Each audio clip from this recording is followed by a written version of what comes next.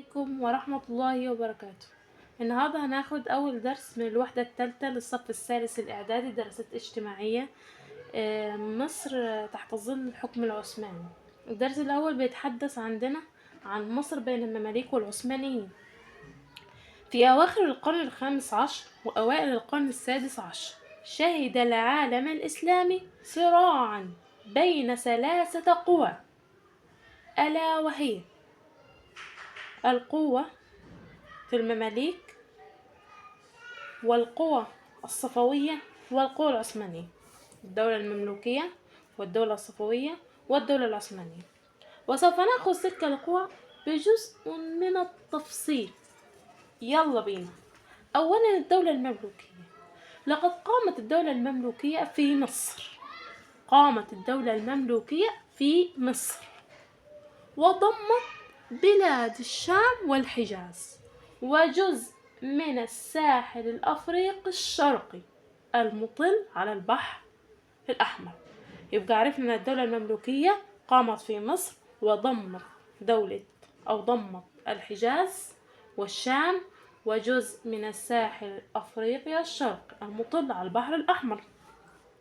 قد تعرضت دولة المماليك لأزمات سياسية ومالية وتدهور اقتصادي. طيب ايه هي الأزمات المالية، أو بما تفسر تدهور اقتصاد دولة المماليك وظهور أزمات مالية واقتصادية وسياسية؟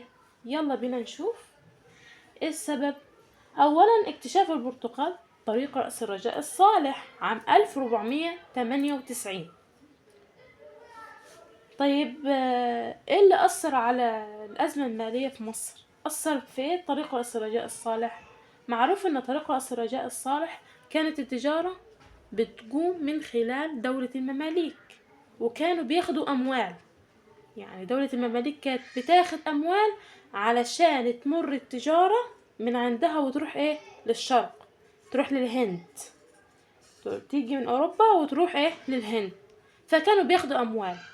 فلما تم اكتشاف طريق رأس الرجاء الصالح مفيش فلوس، مفيش أموال، كده أزمة مالية. وإيه تاني؟ تحطم الأسطول المملوكي في معركة ديول بحرية عام 1409. يبقى تحطم الأسطول المملوكي عام 1409 في معركة ديول بحرية. يبقى عرفنا اكتشاف طريق رأس الرجاء الصالح من اللي اكتشفه البرتغال عام 1498، وأيضا تحطم الأسطول المملوكي في معركة ديول بحرية عام 1509. يبقى كده عرفنا الأزمات المالية. تعال نشوف الأزمات السياسية. أولا اضطراب الأمن، كثرة الفتن والثورات الداخلية، الصراع المستمر بين المماليك. عرفنا الأزمات المالية، قلنا اكتشاف طريق رأس الرجاء الصالح من اللي اكتشفه البرتغال عام 1498، وأيضا تحطم الأسطول المملوكي في معركة ديول البحرية عام 1509. وبكده عرفنا الأزمات المالية. والأزمات السياسية اضطراب الأمن، الصراع المستمر بين المماليك، كثرة الفتن والثورات الداخلية، هما الأسباب اللي خلي دولة المماليك ضعيفة.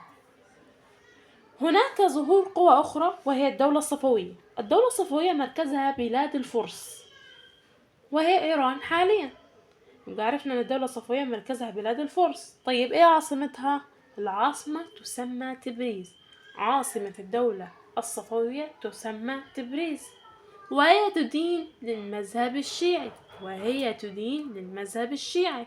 يبقى كده خدنا دولة المماليك والدولة الصفوية، وعرفنا أن دولة المماليك دولة في مصر تضم بلاد الشام والحجاز وجزء من الساحل الإفريقي الشرقي المطل على البحر الأحمر. وعرفنا أن في وجود أزمات مالية وسياسية واقتصادية فين؟ في الدولة المملوكية. قلنا بسبب اكتشاف البرتغال طريق رأس الرجاء الصالح، وأيضا تحطم الأسطول المملوكي في معركة ديول البحرية عام 1509 ميلاديا، وأيضا عرفنا دولة الصفوية، وهي دولة مركزها بلاد الفرس، وهي إيران حاليا. العاصمة تسمى تبريز. تدين المذهب الشيعي. يلا بينا بقى نشوف قوة أخرى. ما هي القوة؟ ألا وهي الدولة العثمانية. الدولة العثمانية. الدولة العثمانية هي تركيا حاليا. معروف أن الدولة العثمانية هي تركيا حاليا. في بداية القرن السادس عشر اتجه السلطان العثماني سليم الأول بتوسعاته نحو الشرق. طيب هو اختار ليه الشرق؟ ما اختارش ليه أوروبا مثلا؟ تعالوا نشوف. أولا رأى السلطان العثماني خطورة التوسع في أوروبا، خاف، قال لا ما ينفعش، نظرا لتفوقها العسكري. أما المماليك والصفويين اضطراب، أمن، صراعات، مناوشات، ما فيش أموال، ما فيش تجارة. أدى ذلك إلى توجه السلطان العثماني إلى دولة المماليك والدولة الصفوية. طيب هما فين؟ في الشرق. يبقى هو اختار ليه الشرق، ما اختارش ليه أوروبا. تعال نشوف. أولا رأى السلطان العثماني خطورة التوسع في أوروبا نظرا لتفوقه العسكري على العثمانيين، وأيضا رغبة السلطان العثماني في توسيع ممتلكات الدولة العثمانية في الشرق والاستيلاء على مصر، لأن مصر تعني قلب العالم الإسلامي، أو تمثل قلب العالم الإسلامي. فقام بالاصطدام بالدولة الصفوية والدولة المملوكية. قام بقيام الحرب على الدولة الصفوية وهزمهم، ودخل العاصمة تبريز بعد معركة جالديران عام 1504. يبقى هو اصطدم مع الدولة الصفوية وهزمهم، ودخل العاصمة تبريز في معركة جالدا إيران عام 1514.